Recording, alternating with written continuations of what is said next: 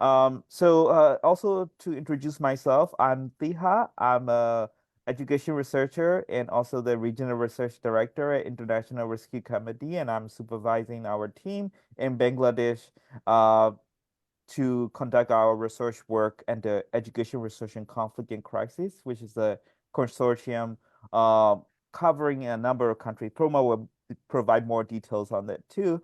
Where we study education in context of conflict and crisis. So, Tiha, yeah. please, if I just may interrupt one time, I would like to, to announce is that this meeting is being broadcasted on our Facebook page Oh, okay. and on our YouTube channel. And then if you go afterwards to the Facebook page or YouTube channel, you can watch it recorded afterwards.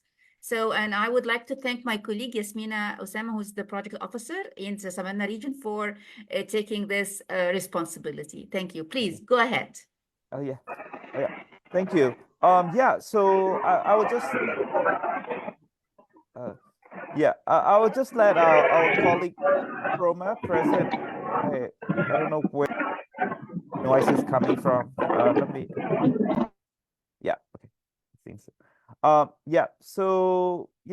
would like to present our ongoing work in Cox's Bazar, Bangladesh, where we have been conducting a number of research projects for communities, host and refugee communities surrounding Cox's Bazar. So without further ado, I will just pass on to our ERIC research team member in Cox's Bazar, Proma, who will be presenting our research gender and some of the exciting projects that we've been working on for host and refugee communities in Cox's Bazar. So Proma, go ahead with sharing the screen.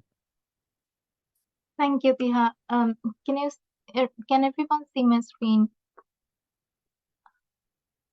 Not yet, I think, Proma. Yes. We would make you co-host very soon, Proma. Just a second. Yeah. Yeah. Okay. Can you try now? It's gone again.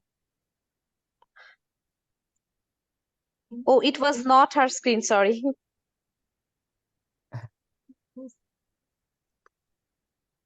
Can you see my screen now? Yes. Yes, Yes. now. Okay. So Yeah. maybe you can start Okay. with the slideshow with the start from the beginning. Okay. Yeah.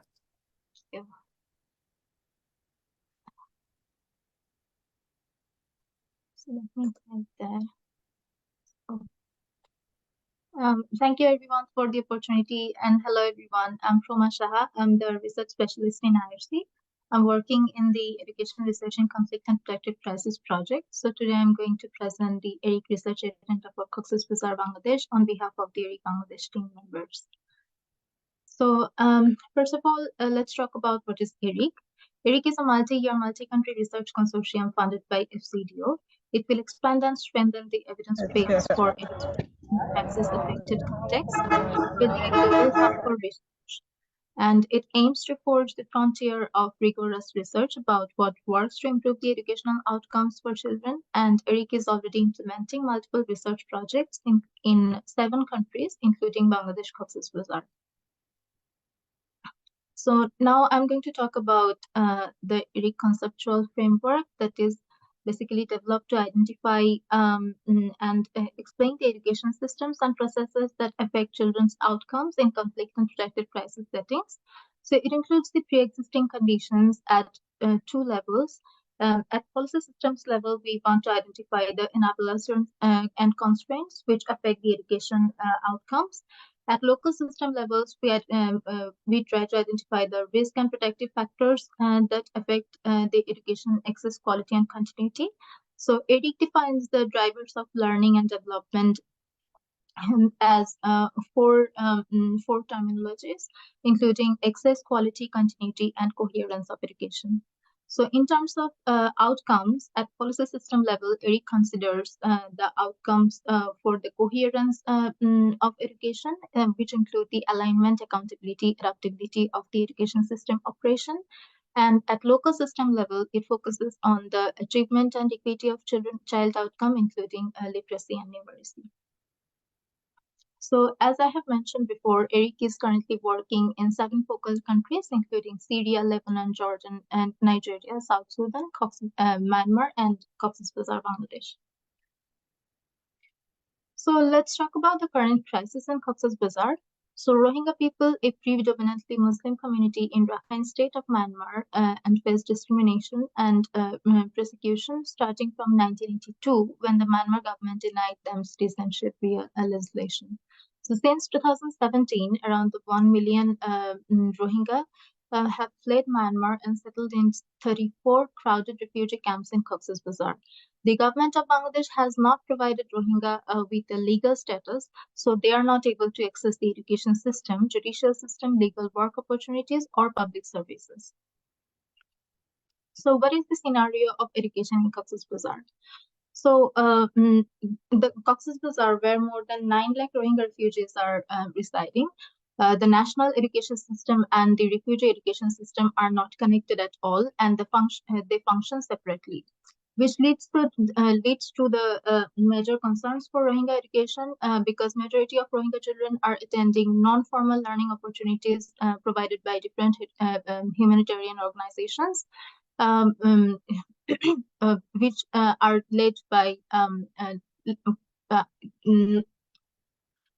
are led by poor qualified teachers and learning facilitators. Then there is a major language barrier. Since Rohingya is not a written language, it is a spoken dialect, and government of Bangladesh does not allow Rohingya to learn Bangla. It is very difficult to set a standard language of instruction for the Rohingya community, and teaching is being taken place in English, Chittagonian, and Burmese language. In terms of curriculum, Rohingya schools are not allowed to use the Bangladeshi national curriculum, and after several changes, the government allowed the Rohingya community to learn the Myanmar curriculum without any accreditation.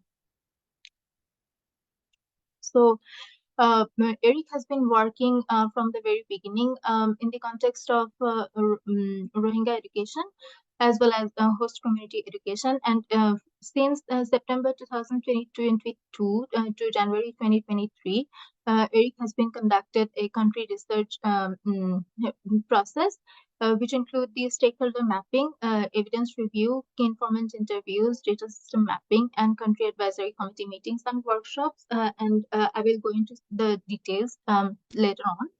And for research, ERIC team has identified some key research agenda which are crucial for the context of Cox's Bazar, which have been identified from the education stakeholders of Cox's Bazar. And we have developed the research plan, a co-constructive research plan for implementing those researches. And those researches, the plan is in place for implementation, and we are basically, after the research implementation, we are planning to produce the research deliverables and also disseminate our findings. So to talk about in details about the country scan methodology, we have performed the country scan methodology under 5 broad components. So first of all, we have identified the potential key stakeholders who are leading the education in Cox's Bazar, and we have interviewed 35 key informants in this regard. We have reviewed and systematically reviewed the available evidence for this context, and we have identified around 1,600 studies which are relevant to our purpose. And then based on our inclusion and exclusion criteria, we have identified 127 studies and further. Then for data system mapping, we have collected data from 17 organizations. For stakeholder mapping, we have included stakeholders from different tiers in Cox's Bazar. And for program mapping, we have mapped the existing programs that are being implemented in respect of Myanmar curriculum study, madrasa study, and adolescence education in Cox's Bazar. So after the country scan exercise, we have identified the evidence gaps, And based on that, we have presented the identified evidence gaps to different stakeholders of our project. So we have conducted some co-creation workshops and with different stakeholders. So here you can see at refugee level, we have conducted workshops with government and non-government stakeholders, as well as at host level, we have conducted the workshops at both Upazila and district level. So after conducting the workshops, we have identified potential research agendas, which are mostly important for Cox's Bazar education gap. So we have identified three key research agenda from the stakeholders, which are Myanmar curriculum study, madrasa education, and adolescence education. And based on that, we will collect the novel data on little understood areas of education in host and refugee communities, fill knowledge gaps at both policy system and local system levels, and provide much needed insights to inform policy and research on education under conflict and protected crisis in Cox's Bazar and beyond. So now I will talk about a bit detail about for each of these study. So to talk about the Myanmar curriculum study regarding the problem statement, the government of Bangladesh approved the use of the Myanmar curriculum for Rohingya refugees in Cox's Bazar, but the existing learning facilitators do not have the Burmese language competencies and the subject matter knowledge required to deliver the Myanmar curriculum.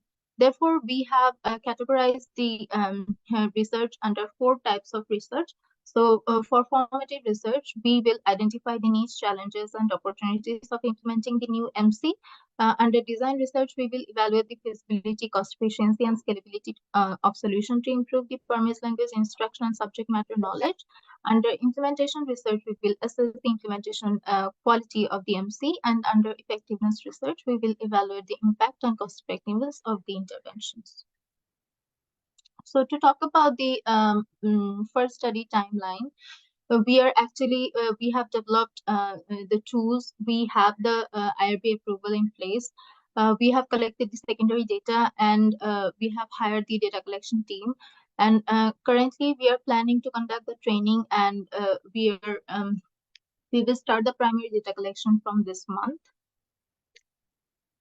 So to talk about the second study, which is the madrasa study, the problems and the basic problem is 16% of primary level and 19% of the secondary level students enrolled in Bangladesh schools are in madrasas, and which is the fastest growing alternative education.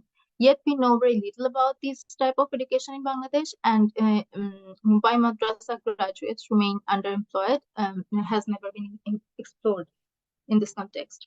Therefore, our plan is to understand the existing practices and education needs of madrasa students in Cox's Bazar and identify the opportunities of collaboration.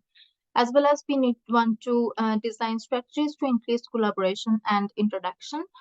We want to pilot and assess the implementation quality and cost efficiency of quality foundational learning experiences for madrasa students. And we want to test the cost effectiveness of the collaborative initiatives on children's access, learning, well-being, and continuity. So in terms of the timeline for madrasa education study, again, we have collected secondary data, and we are about to collect the primary data. And the plan is to prepare the report by April 2024, if everything is in place. So now we are talking about the adolescence education study. In terms of adolescents, we have found that 97% of adolescents and youth aged 15 to 24 years in the camps are not attending any types of education facility, which is very alarming, since a big chunk of the entire population is being uneducated from the very beginning. So therefore, we have categorized this research agenda under 4 research types. So for the formative research, we will understand the barriers to school attendance and priority skill areas for older adolescents and girls. For design research, we will collaborate with local stakeholders to design feasible and scalable solutions to provide out-of-school adolescents and girls with a second chance to education.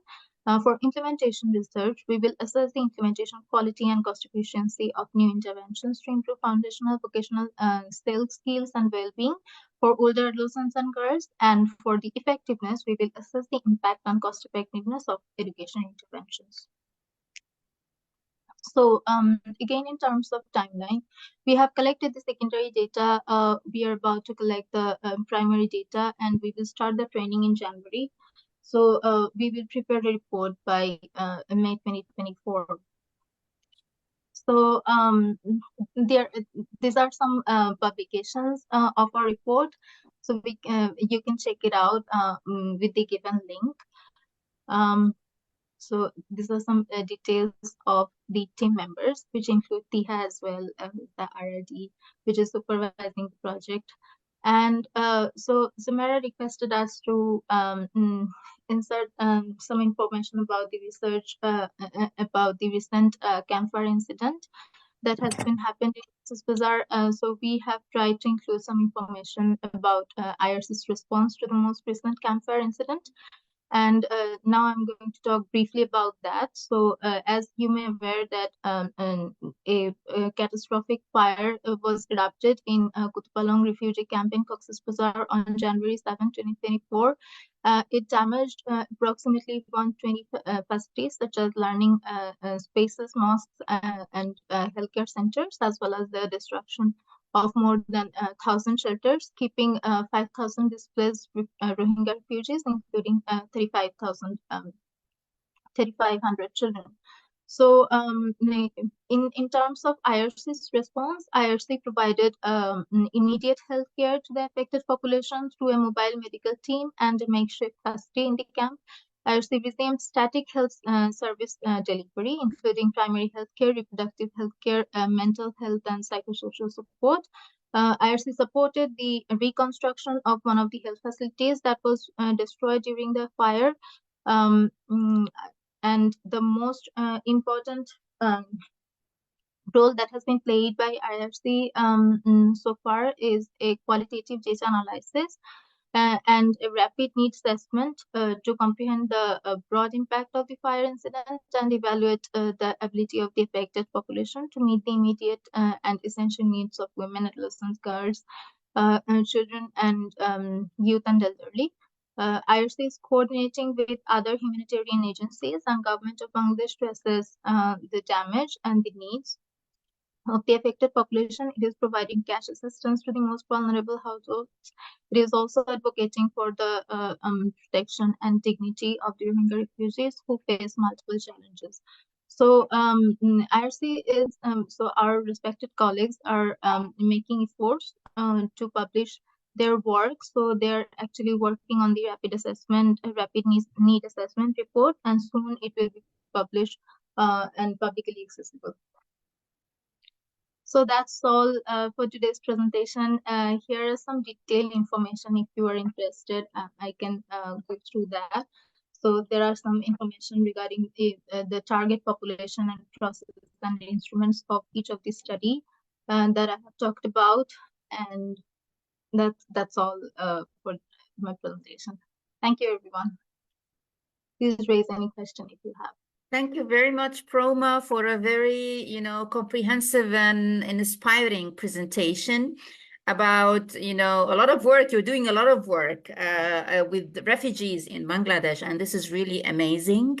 The use of mixed method, secondary data plus qualitative data and quantitative approaches and tools is really significant. And I would like to open the floor for questions and discussions. I mean, first of all, I've heard in the news the very sad news of the big fire, and it's really very challenging. The context, working with education in emergencies is really very challenging, and it's a difficult context. I mean, and it would require mobilization of psychological and financial and human factors so as things can work better. And I really feel that this work you're doing is really very significant and very important. So for all participants and for the Egyptian or colleagues from Lebanon, Jordan, Sudan, if you feel more free to speak in Arabic, I or Yasmina might be translating for you. So please raise your hand if you wish to have a question or to comment.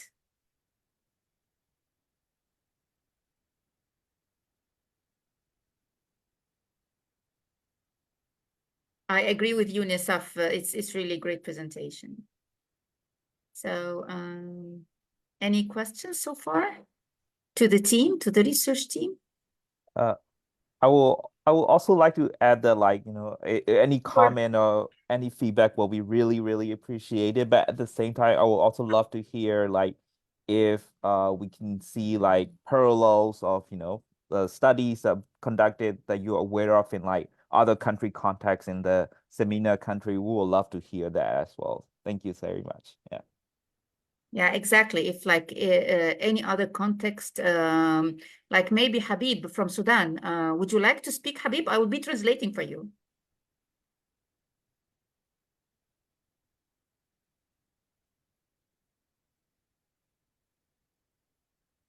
I can see something in the chat.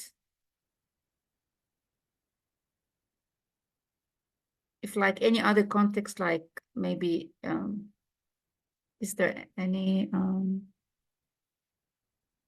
I hope that to make translation to Arabic. Yes, Habib, of course, we're thinking about this, and maybe I'm not sure what you think. Like in the future, we can have one time English presentation and one another time Arabic presentation, so as to respond to the diversity. And maybe if translation is really important, we can talk to the KIX EAP administration, is that we need a translator from English to Arabic and vice versa if you feel that it's needed. Habib, do you want to comment, please?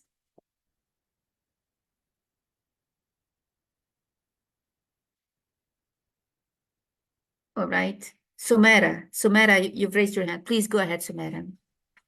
Hello everyone. Sorry, I am actually going from one place to another place, so it's there will be a little bit noise. But can you hear me? Yes, we can hear you very well.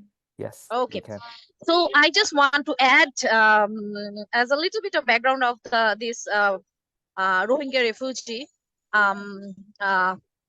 There is a lot of information already, but I just want to say that when there was the Rohingya refugees trying to come into Bangladesh, and there was a lot of things happening in Myanmar, then it was a very it was a kind of a very big decision for the government, especially our prime minister, to allow them to come to Bangladesh and stay here, give them the shelter. Many of the local people, sometimes they are not happy with this, because Bangladesh is developing country. So the argument is we have a lot of issues already, very basic issues, but still the government made a very positive movement and took all these Rohingya refugee people in Bangladesh and gave them shelter and trying to provide quality education and everything to them. So I hope the same government is elected here for the next in this election. So I hope that better education, quality education, and better future for the Rohingya refugee people, because we all know that they suffered a lot.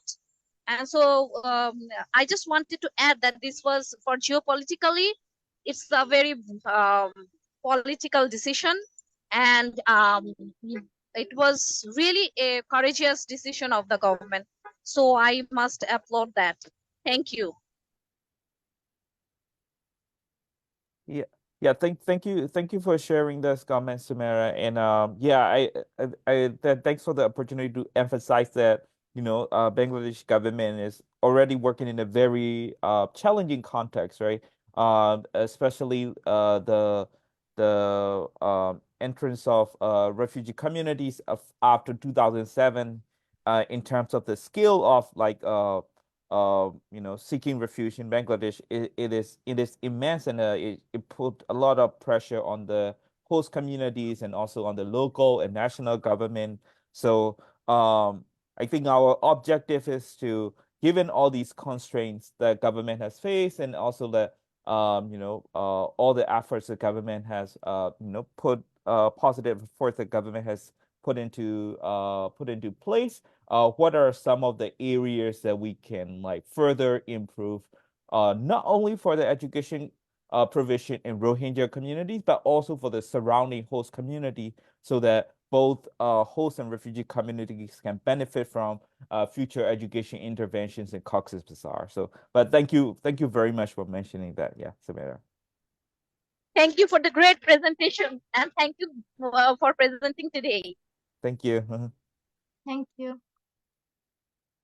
So I had a question about sustainability and dissemination. I mean, this kind of research is really very important, and I can see, according to the time plan that you've shared, that you're finishing in April 2024. What are the steps after that? I mean, after presenting the results of the research or concluding your research in April 2024, what is the subsequent, your plan for subsequent action?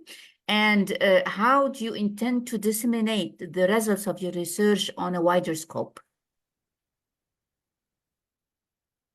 Yeah, thank you for the great question. And Proma could also add on to that, but I will also like to mention a bit about like our plans for the future. So this project is part of what we call the Education Research and Conflict and Crisis Consortium. So it covers beyond Bangladesh and also a number of countries where we have these contexts with conflict and crisis. So we are, based on the findings that we have from Cox's Bazar, we are also trying to see comparative studies. So in other contexts, to better understand how we best provide education in the context of conflict. So we are also developing what we call the global research agenda, see what are like some of the how we can use these findings from countries like Bangladesh to better understand how we can best provide education in conflicts.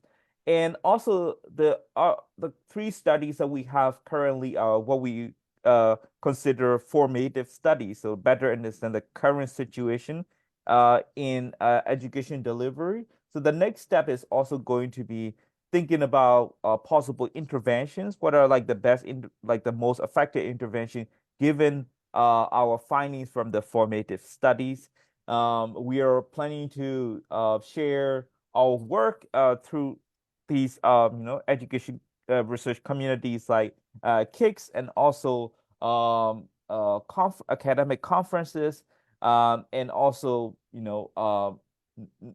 the government in Bangladesh, and then also government in other countries that are dealing with education provision and conflict and crisis. So a lot of exciting projects in line, but like these are like some of our plans. Yeah, thank you. Mr. Ghalib Hassan, please. Hi, Asha. Myself, Khalif Hassan. I'm working with Eric team as manager data management. You have raised a question about the dissemination process, what we will do after the research and result. So, what Tia has told, that is globally our plan, but locally we have some plan. Like in this sector, we are working under the education sector, who are coordinating all the education implementation agency in the camp. So we will create a joint venture workshop with the education sector and with UNICEF, and we'll disseminate our result. So what this will impact, that is in our formative research, there is some as this MC curriculum, it is conducted in Burmese language, but Burmese language is the 3rd language of this Rohingya people. So there is very less capacity in teachers prevails in Sri Lanka context. So this will give us a solution how to capacitize these teachers and how to provide effective education of MC curriculum to this field context. So our research, I hope our MC research, Myanmar curriculum research, will give a good solution to the teachers' competency framework and how to develop the teachers' proficiency.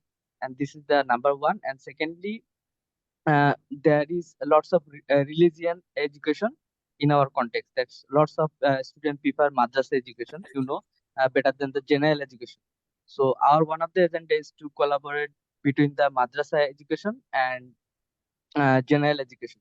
So when there will be a collaboration between general education and religious education, and there will be a solution after this research, then the access to the education will increase. The students who are going to the religious education, they can also will access the general education as well as religious education. So that is my hypothesis. And thirdly, the adolescent study. This is the third study.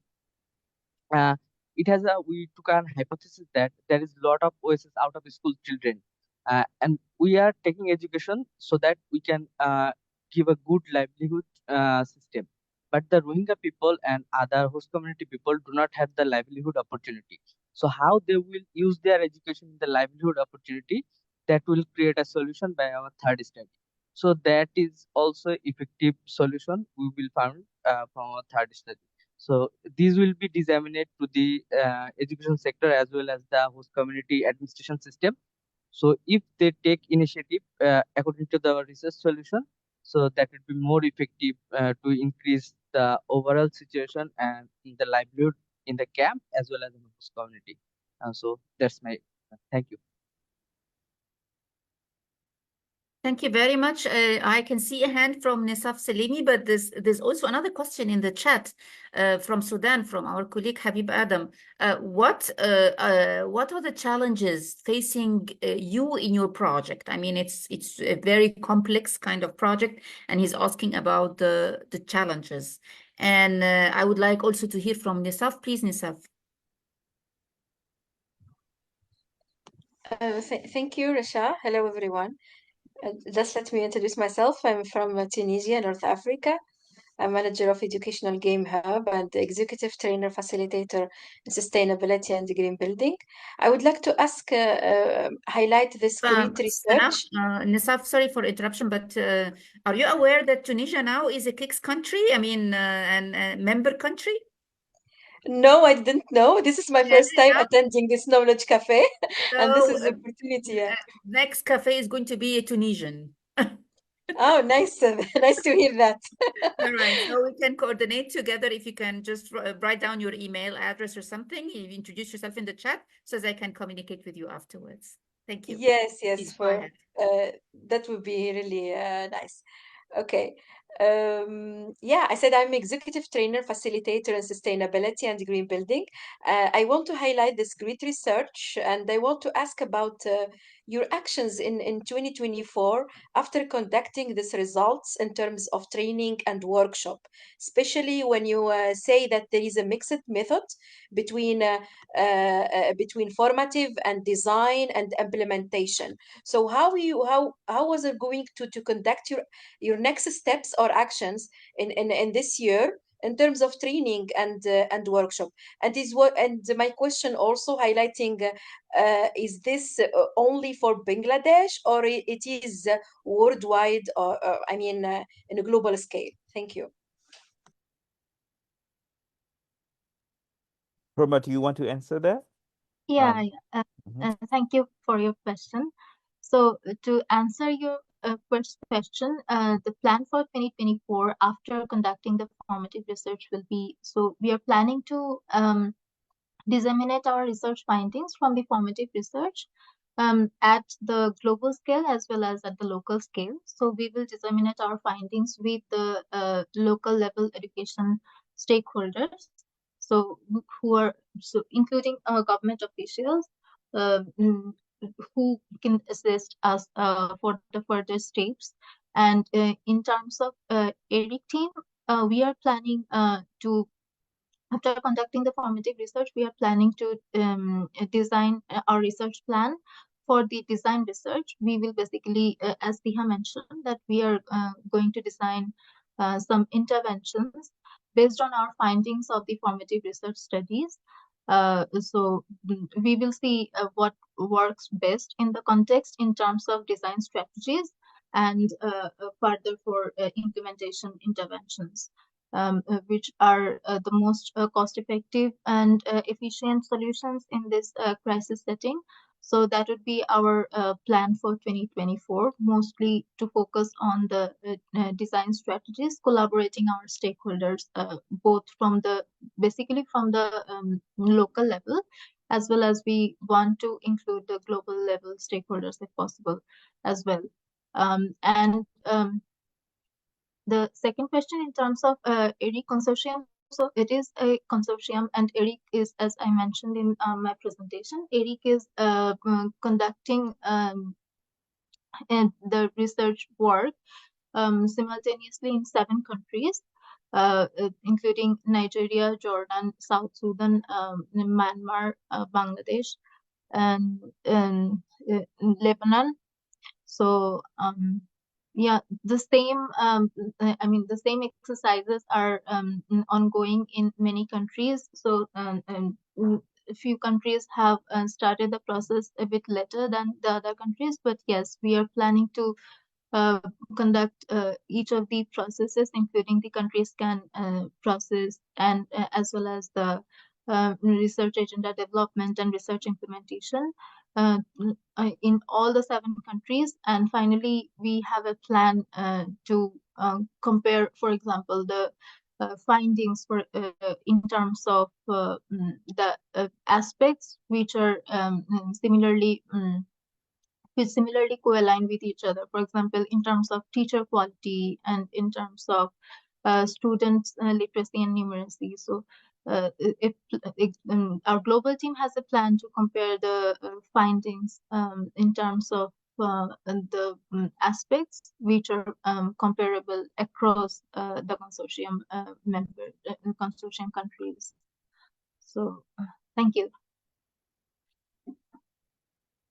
Yeah, I think you can add if I have missed it. Yeah, thanks. I mean, it covers pretty much everything, and I also would like to add that a lot of the workshop that we've been trying to run as part of ERIC to develop research project, as Prama said early in the presentation, we try to make it in a participatory based approach. So not rather than like top down development of research projects, we try to talk to the stakeholders. In the case of Cox's Bazar, we have what is called the education sector, which is a consortium of organizations that work together to provide education inside the camps and also some of the host communities in Cox's Bazar. So a lot of our projects develop through organized workshops where we kind of brainstorm with in coordination with all these different stakeholders to think about what are like the gaps in evidence, research evidence on education delivery, what are the main needs in terms of understanding the education situation with education delivery. So we've been actively advocating for a participatory based approach in developing our research agenda and also disseminating the findings of our research.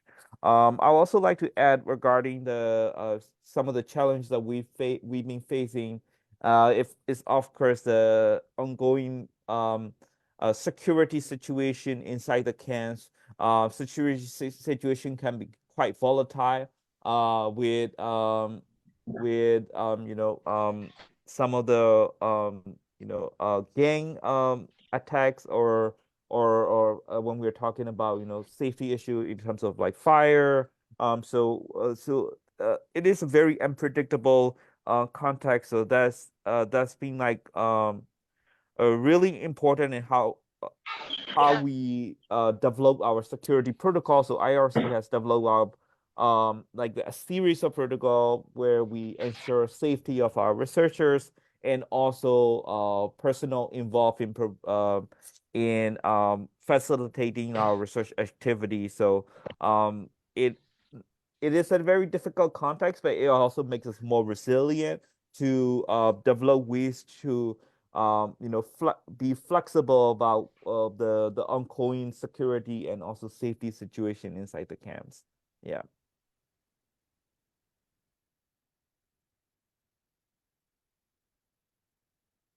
Excellent. Thank you so much for a very elaborate reply and response to the questions.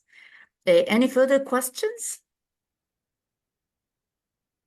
So if no further questions, we would move on to a very casual discussion about the KIX proposal. Has anyone thought of a proposal to submit to KIX round, which the deadline is on the 15th of January, midnight. So I suppose is that by now, whoever is willing to submit a proposal can tell us about it, or if any. So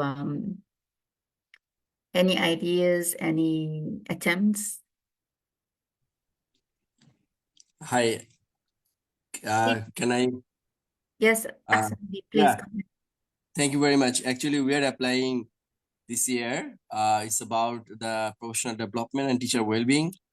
Excellent. This, So it's yeah, the teacher professional development call, right? yes, right, yeah. They call one, Yeah. because this is we particularly select the theme about teacher well-being because that was the totally absent here in this region, particularly in Bangladesh.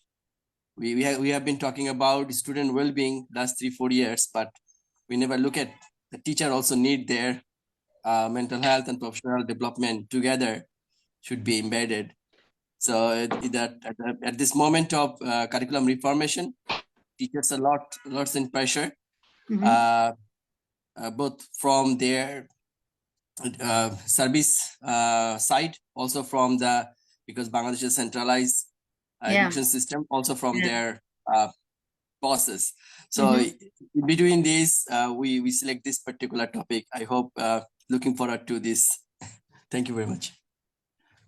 Best of luck. I mean, the KIX EMAP Hub has organized already 2 rounds of workshops on grant proposal writing skills, and they are available for you to look at and refer to. They are on the YouTube channel, on our Facebook page, and on our website. So if you are having any questions about proposal writing, anything that you want to talk about, please refer to our KIX EMAP Hub workshop on proposal writing. Rukia, Akhtar, I missed you. Please, how are you? Good evening, good morning. Yes, I'm fine and happy to hear from you again after a long time. Actually, we are preparing one proposal on early childhood development, and it is about the objectives are already in the call, and we are just having one more thing, like in the context of our country, there is actually teachers' perception about early childhood development is there are some gap. So we want to highlight that also. Beside the training for the teachers, the perception and the behavior with the children and environment for the infant. Actually, they are very young children. For them, the schooling environment should be more friendly to the young children. Those things are more highlighted in our proposal. And beside that, the core things like what BRAC and other early childhood development programs are doing for the education materials and some other playful, joyful learning method, and what government has in the government's program for 2 years, the gap analysis and what can be scalable, that things are coming up. So we are looking forward to it. Yeah, thank you. Best of luck, Rukia. And we've worked together on a number of proposals, and you're very smart at proposal writing, and I really wish you best of luck. Yeah, the grant. Masha, Yes. sorry for interrupting, but I would like to highlight that under ERIC studies, we are actually collecting the teacher well-being data. So that has been one of the major important part that was mentioned by our stakeholders during the evidence gap analysis. So in terms of the evidence gap we have identified, we are going to conduct crucial data regarding the teachers' well-being for all the studies of ERIC for Bangladesh consortium. Excellent, excellent. Yeah. Well, I have copied and pasted the links for the calls for proposals for the KIX applied research calls for proposals. There are like different levels where you can apply. You can apply as a country, you can apply as regional or as a group of countries, and you can apply as a global or regional. So all the eligibility criteria are available on the links. So please feel free to check the links and have a look at them. Munir, please. Hi, Dasha. Good evening Hello. from Bangladesh. Yeah. Hello, Munya. Hi. From Teach for Bangladesh, we are also applying for the call on knowledge and innovation for supporting teacher professional development agency and well-being. We are considering this because at Teach for Bangladesh, and in our vision statement, we also do believe the nurture and foster of self-awareness, agency, and growth mindset among students and teachers are very important. And that's why we are working to build education leaders inside and outside the classrooms. So we are heavily focusing on teachers' professional development, and we are really hopeful to submit the grant for this period of time. Very good, very good. Yeah, a lot of things happening in Bangladesh, right? Yeah, it's a very rich environment for exchange and for innovation as well. So thank you. It's our perfect presence in the country of Bangladesh, and it's our pleasure to see that you know, things are moving forward and people are really applying for grants and being able to hunt funding needed for reform plans, capacity development, applied research, needs assessment, gap analysis, and all those sorts of opportunities that can be of help to education systems in the country and in the region as well. Right. There are lots of colleagues in different organizations who are doing fascinating works. So it's really interesting to see. Thank you. And here as well is a platform where you can combine efforts, you can collaborate together, you can, you know, put bits and pieces together so as things can be more cost effective, you can join resources and things like that. So I think this is bringing us closer to the end of today's Samena Knowledge Cafe. And it's really very nice to meet and to talk and to exchange ideas about whatever we're doing, whatever we're thinking about, getting advice from other experts and colleagues. And don't forget to come to our Knowledge Cafe. It's only once every month. So it's the second Thursday.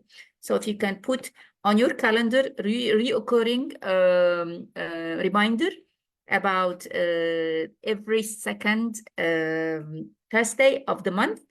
So our next Knowledge Cafe is going to be on the 14th of February. And then it rolls every month.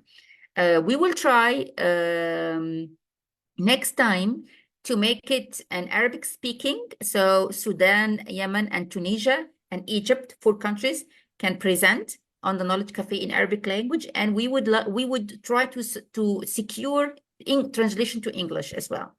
So I would communicate with you, and I would announce to you via the registration link what would be the topic of next time. And I really hope to that you can prepare your coffee and then come to the Knowledge Cafe, relax, and talk about research, about innovative ideas, about work, and things like that. So anyone, do you like to propose speaking next time? Do you like to reserve a floor next time for a different project, for a different idea, for a different presentation? Write to me and let me know if you have something in mind that you want to talk about to the colleagues in the region in 8 countries and more.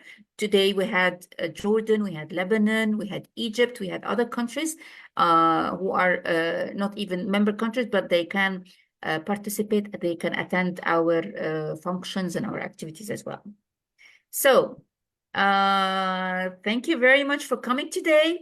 Enjoy the weekend, if the weekend is tomorrow, and stay in connection.